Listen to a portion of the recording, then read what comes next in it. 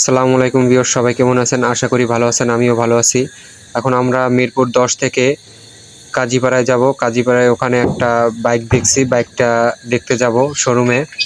এখন আমরা শোরুমের সামনে আসছি, ওই দেখেন মেট্রো রেল।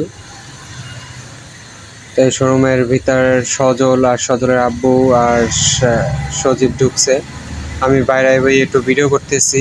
ঢাকা শহর আমার কাছে খুব ভালো লাগে, তার জন্য ভিডিও করতেছি। মেবি আমার কাছে অনেক ভালো লাগে, তাই ভিডিওটা একটু সুন্দর করে করার চেষ্টা করতেছি।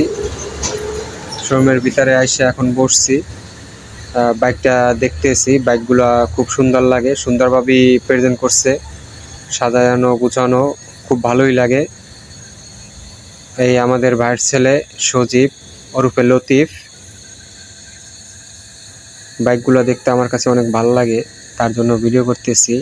কিন্তু সজীব একটু রাগ আমার উপরে, আমি ভিডিও করতেছি কেন তার জন্য।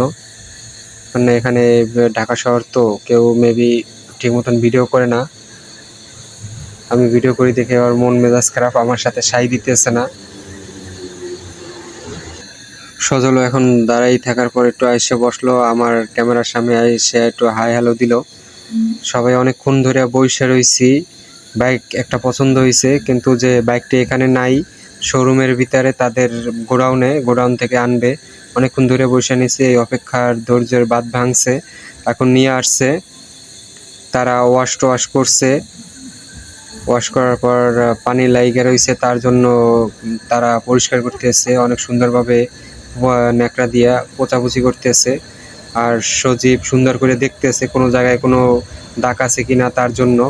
এখন আমাকেও বলছে যে একটু দেখতে, আমি ভিডিও করতেছি আর পাশাপাশি দেখতেছি।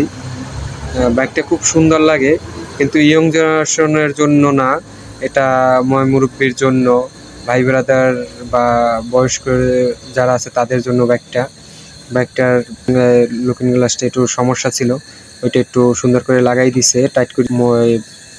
তেল ভরতেছি, তেল ভরার পর বাইকটা একটু স্টার্ট দিবে, আর পাশাপাশি একটু কি সমস্যা আছে বা কোনো ভুল ত্রুটি আছে না ওইটা চেক করবে।